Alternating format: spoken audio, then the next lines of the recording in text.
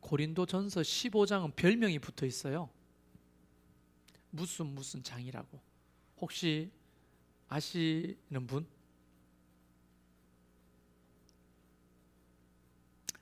고린도전서 13장의 별명을 아시는 분? 사랑장. 사랑은 언제나 오래 참고, 이게 있다고. 고린도전서 13장은 사랑장이에요. 고린도전서 15장은 네? 요 정도는 이제 그 교회 성도라면 상식적으로 좀 알아놓으면 좋겠어요. 고린도전서 15장은 부활장. 이게 별명이 붙어 있습니다. 뭐라고요? 부활장. 알았어? 근데 왜 대답을 안 했어? 부활장입니다. 세 가지 부활을 이야기하고 있어요.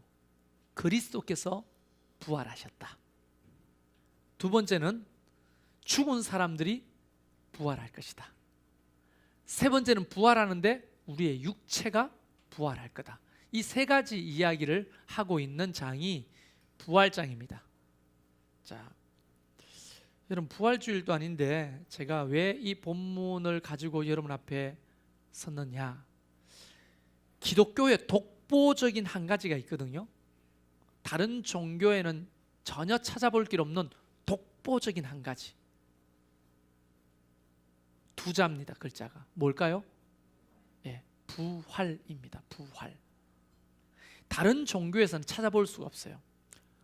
환생 있을 수 있습니다. 다른 종교에는요.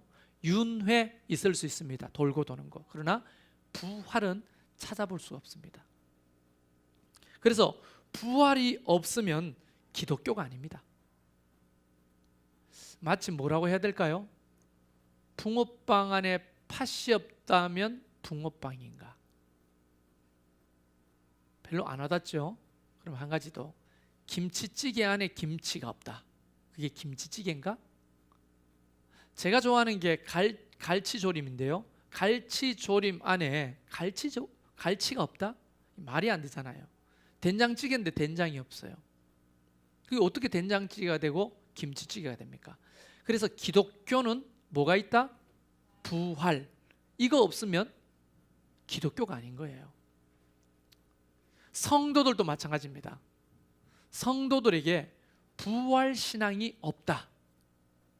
이거는 뭘 의미할까요?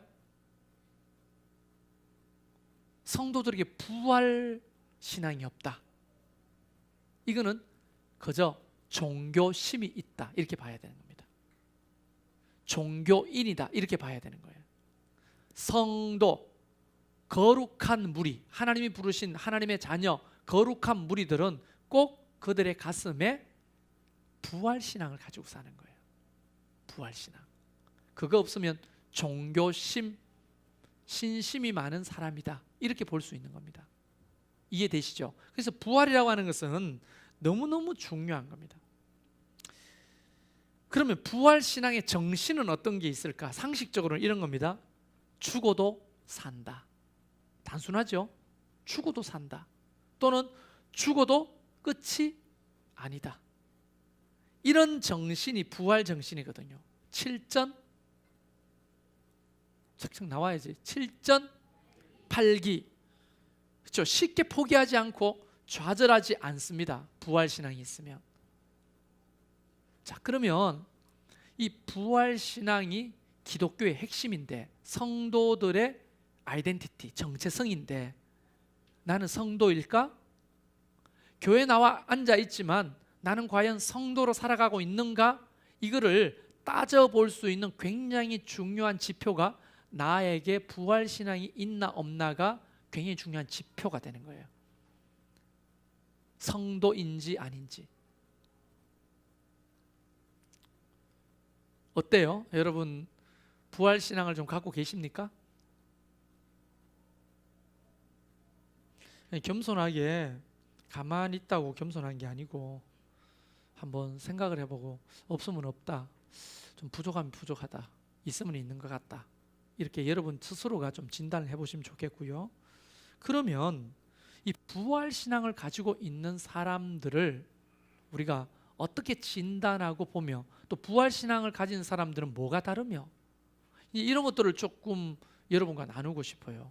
왜 이 이야기를 오늘 하냐면 1부, 2부 예배와 무관하지 않습니다. 우리가 1부, 2부 예배에 함께 말씀을 나눴던 것이 뭐냐면 이제 이 전반전을 끝내고 인생에 하프타임을 갖고 후반전을 갖기 직전이라고 말씀드렸어요. 인생이라기보다도 2016년도에 자, 앞에 1월 달부터 한 7월 말까지 살고 이제 8월 달 하프타임을 갖는 거예요. 이제 9월 달부터는 후반전이 시작됩니다. 그런데 우리가 늘 그렇지만 12월 31일 날 송구 영신 예배 드리고 1월 2일 날 시작할 때는 정말 부푼 꿈과 기대, 소망을 가지고 내가 올 한 해는 이걸 이루리라, 또 이렇게 성장하리라, 성숙하리라 시작했는데 지난 7개월 동안의 삶을 돌아보면 참 실망스럽다 하는 분위기가 사실은 매년 지배적입니다. 실망스럽기 짝이 없다. 경기로 따지면 어떻게 3대 0으로 지고 있는 스코어다, 축구로 말하면. 그래서 후반전이 남은 기회라는 거죠. 그런데 이쯤 되면 부활신앙을 가지고 있는 사람들은 뭐가 있느냐면 소망이라는 게 있어요. 왜냐하면 부활신앙은 그 안에 굉장히 그 중앙에, 정중앙에, 부활신앙의 중앙에 이렇게 자리를 잡고 있는 게 있는데 그게 뭐냐면 소망이라는 거예요. 소망이 있어요. 우리 이길 수 있다, 우리가 역전할 수 있다, 포기하지 말자, 이런 어떤 소망이 지배하거든요, 부활신앙을 가진 사람들은. 그런데 부활신앙이 희미하거나 없는 사람들은 부정적인 생각이 지배를 합니다. 어떻게 됩니까? 3대 0, 상대방의 실력은 너무 탁월하고 우리는 더 이상 아무리 뛰어봤자 이길 가능성이 없고, 또 우리와 함께 나선 저 공격수는 번번이 헛발질을 하니 우리에게는 소망이 없다. 또는 3대 0 책임을 골키퍼한테 돌리면서 아니 아까 골키퍼가 그걸 실수만 안 했어도 이 정도는 아닌데 하면서 전부 다 그 절망적인 이유를 다른 곳에서 끊임없이 가져옵니다. 그게 부활신앙이 없는 사람들의 특징들이거든요. 내 인생이 지난 7개월 동안에 여러 가지 망하고 좀 제대로 안 되고 답답하고 힘들고 어려운 일이 있으면 이게 환경 탓을 하면 안 되거든요. 남 탓을 하면 안 되거든요. 그러면서 좀 부활신앙을 갖고 후반전에 임하는 게 중요하거든요. 제가 아까도 축구 얘기를 했는데 그 손현재 선수가 4위를 했습니다. 그래도 동양에서는 유일하게 4위를 했는데요, 최선을 다했죠. 그런데 손현재 선수가 자기에게 금메달을 주고 싶다는 거예요. 자기 자신에게 인터뷰에서 가슴이 뭉클한 거예요. 나는 최선을 다했고 그 기럭지가 쫙쫙 뻗은 그 유럽 사람하고, 그렇죠, 유럽 애들은 조금만 움직여도 막 우아하게 보이는데 손현재는 이렇게 돌려 리본을 팽팽 돌릴 수 있는 그런 작은 키에 경쟁이 사실상 안 되는 겁니다. 그런데도 최선을 다하는데 결국은 눈물을 펑펑 쏟았지만 자기 자신에게 메달을 주고 싶다, 이렇게 이야기하더라고요. 그래서 손현재가 그렇지 않은가? 제 안에 마치 부활신앙 같은 게 있네. 포기하지 않는 거. 혹시 그렇게 될지라도 다음 올림픽을 기약하거나 또는 희망을 가지는 거, 이런 게 있어야 되는데 요즘 그 젊은 사람들은 포기해버리더라고요. 포기. 우리나라 종주국이잖아요, 태권도에. 태권도 하는 걸 보니까 메달을 거의 동메달 2개인가 이렇게 땄죠. 근데 이렇게 금메달 따야 될 사람들 하는 거 보니까 이게 좀 의지가 없는 것 같아요. 그냥 내 판단입니다, 주관적인.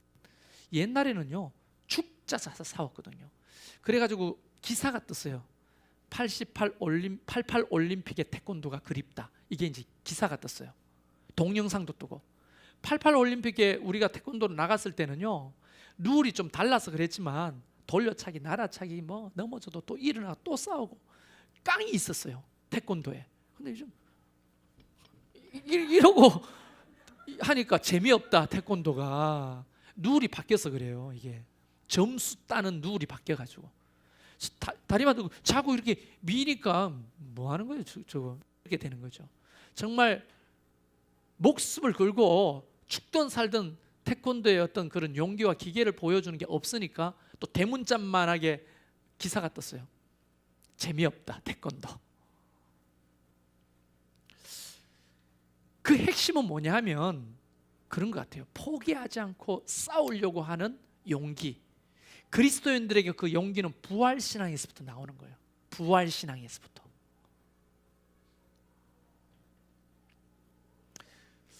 저도 그 공을 차다 보면 소리를 좀 많이 지르게 되는데요. 특히 이제 소리를 제일 많이 지르는 박성일 집사도 있고 한반석 집사님 주로 많이 소리를 질러요. 막 반말해요. 야! 뛰어야지! 나보고 한 거예요 지금? 나보고? 그런데 그런 화이팅이 있어야 돼요. 있어야 되는데 왜 그런 화이팅이 있느냐면 지기 싫은 거야. 이겨야죠. 물론 모든 경기는 다 이기지 않고 즐길 수도 있지만 그런 어떤 용기와 기계라고 할게요. 기계. 그런 것들이 크리스찬들한테 어디서부터 뿜어져 나오느냐? 부활신앙이라는 거. 부활신앙. 예수님은 죽었는데 살았잖아요. 기독교가 망한 것처럼 보였지만 로마를 뒤집어 엎었잖아요. 수많은 교회가 불타 없어지고 수많은 사람들이 순교당했지만 결국은 교회는 살아남아 더 부흥하잖아요. 북한의 교회가 다 말살되는 줄 알았는데 북한의 교회는 여전히 건재하고 지하교회 성도들은 이전보다 더 강력한 기도와 믿음으로 무장되어 있거든요. 여러분, 중국의 문화혁명 때 50년 동안 중국이 고립됐죠. 소위 세국 정책처럼 모든 종교인들을 숙청시키고 쫓아내고 종교시설을 파괴하고 폐쇄했습니다. 선교사들도 다 추방됐어요. 종교는 아편이다 이래가지고 50년 후에 문이 열렸습니다. 옛날에 문이 닫혀 있을 때 우리는 중국을 다른 말로 불렀거든요. 중공이라고 하죠. 중국 공산당. 근데 중국이라고 하는 이름으로 문이 열렸을 때 선교사들이 궁금해가 제일 먼저 들어가 봤어요. 50년 전에 몇 명 전도하다가 기도했던 그 처소가 과연 남아있을까? 근데 문을 열어봤더니 얼마나 많은 사람들이 아직 믿음을 지키고 살아남아 있고요. 상상할 수 없는 숫자로 부흥되어 있는 거예요. 여러분, 이게 기독교예요. 왜 기독교는 그런 줄 알아요? 아무리 죽여도 아무리 폐쇄시키고 불지르고 없애도 살아남는 이유가 뭐 때문에? 부활신앙 때문이에요. 부활신앙. 좀처럼 부활신앙을 가진 사람은 좌절하거나 절망하지 않습니다. 물론 힘들죠. 왜 안 힘들겠어요? 어렵죠. 왜 안 어렵겠어요?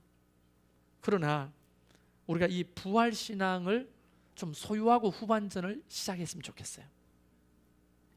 안 되는 일들 많잖아요. 지금 뭐 청년들 같은 경우 결혼도 잘 안 되고 직장 취직도 잘 안 되고 우리 어른들도 마찬가지죠. 다양하게 여러 가지 좌절된 그런 욕구들, 꿈들 이런 것들 있잖아요. 이런 것들에 대해서 너무 의기소침해지면서 부정적으로 후반전을 보는 거예요. 부정적으로.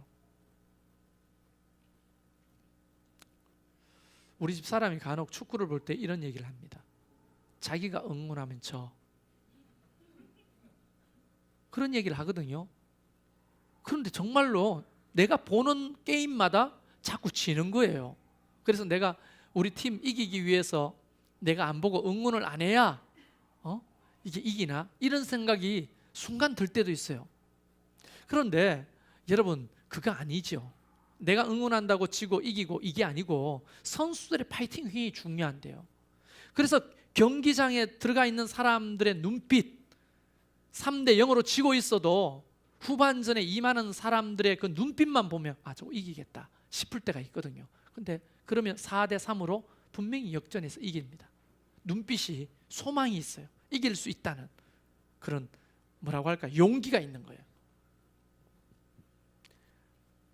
어떤 크리스찬이 돈 안 주는데도 연구했더라고요. 우리가 성적은 좋지 못해도 우리 국민들이 가장 사이다 같은 경기를 펼쳤을 당시에 대표 선수들 시대하고 요즘 시대하고 축구 선수 크리스찬들의 수가 차이가 나더라고요. 이영표, 송종국 이렇게 있을 전부 다 크리스찬이 있거든요. 이천수 전부 다 기도하고 부활신앙을 가지고 들어가는 거예요. 저도 지는 게 아니에요. 우리는 3분 남았죠. 근데 2골을 지고 있어요. 우리 3분에 기적이 일어날 수 있다는 거예요. 그래서 그들이 대부분 이기고 난 다음에 엎어져서 기도하잖아요. 석현주는 어느 교회 다니는지 모르겠지만 나올 때마다 이러고 들어가고 골을 넣으면 꼭 앉아가지고 기도하는 세레모니를 하는데 트라우마가 있죠. 우리 박주영이가 2단이어가지고 여술은 박주영 막 이렇게 붙여놨는데 이게 다락방이거든요. 다락방.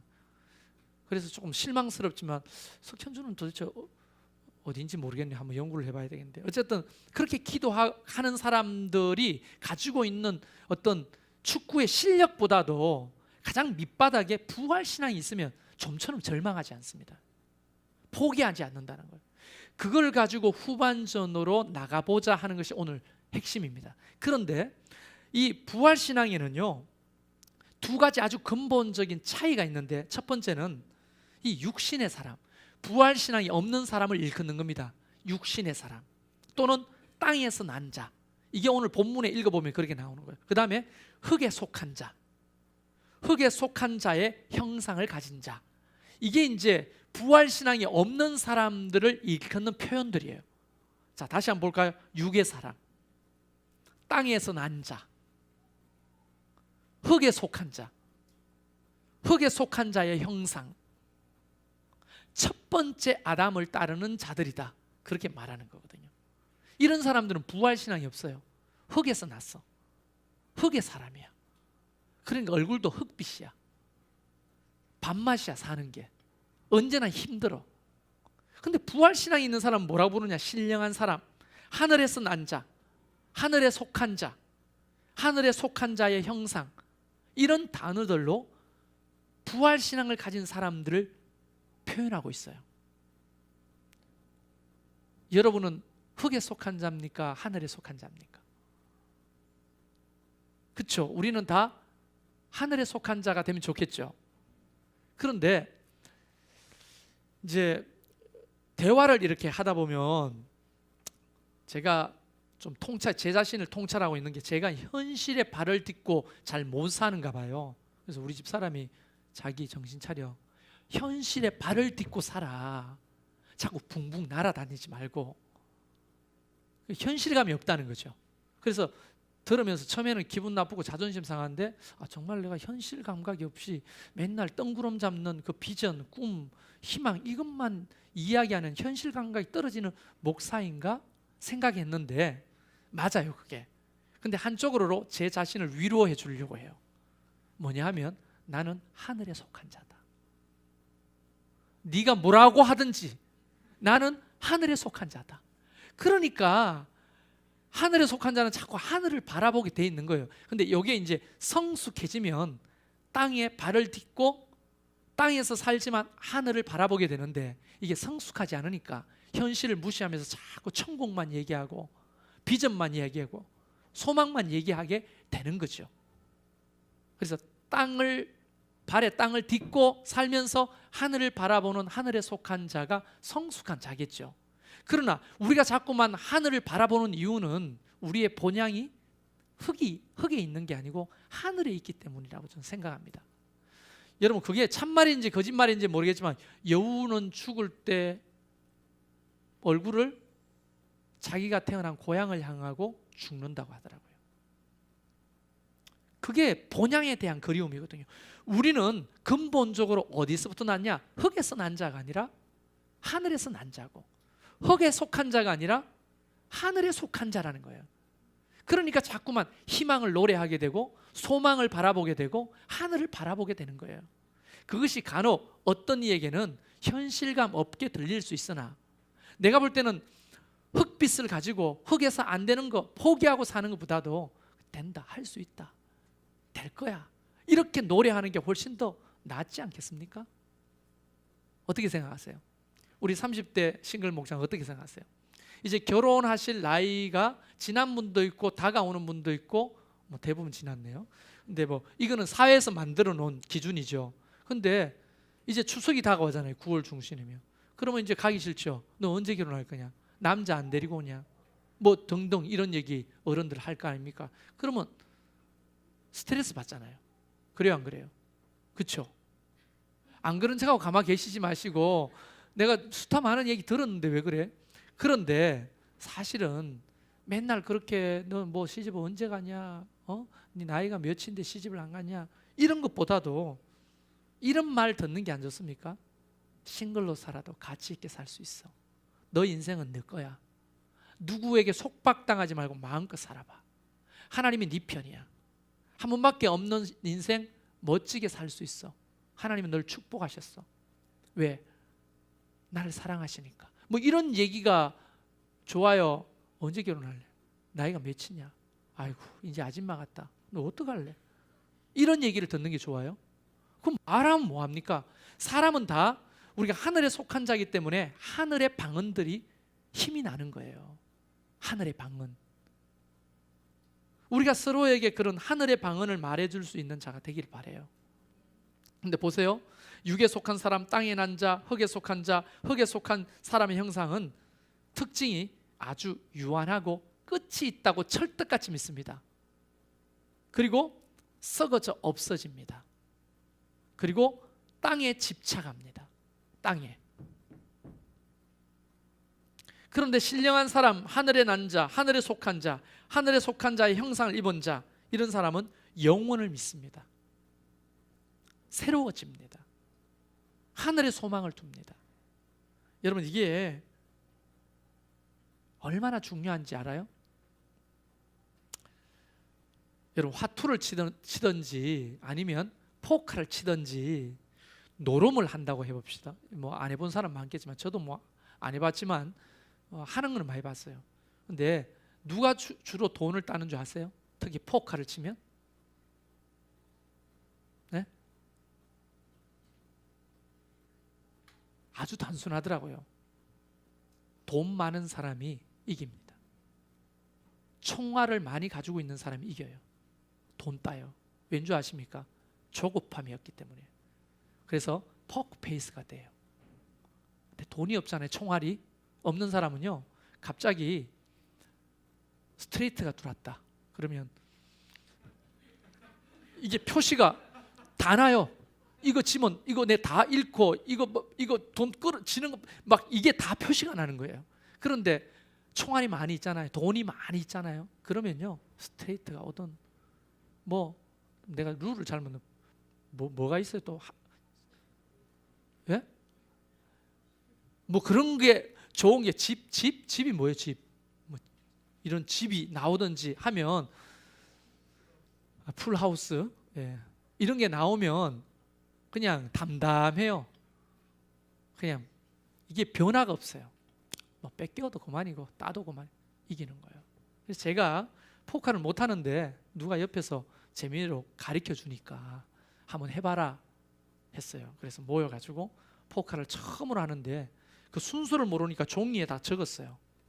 그 큰 낮은 수대로 적어놓고 하는데 나는 내가 가지고 있는 돈이 5만 원이다. 5만 원이 다예요.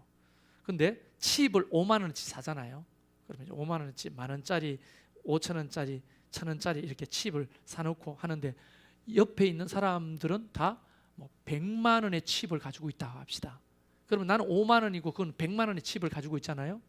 내가 아무리 패가 잘 나와도 돈을 딸 수가 없는 거예요.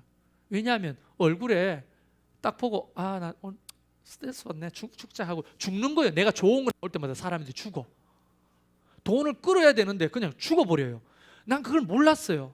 내 얼굴에 모든 것이 다 패가 보인다는 거예요.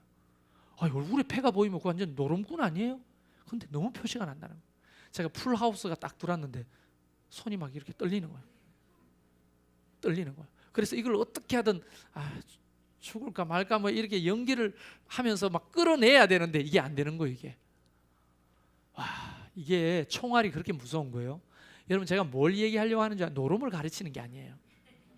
인생은 영혼을 소유한 자, 죽어도 죽는 게 아니고 우리에게 부활이 있다고 믿는 자는요, 인생을 살 때 총알을 많이 준비한 노름꾼과 같은 거예요.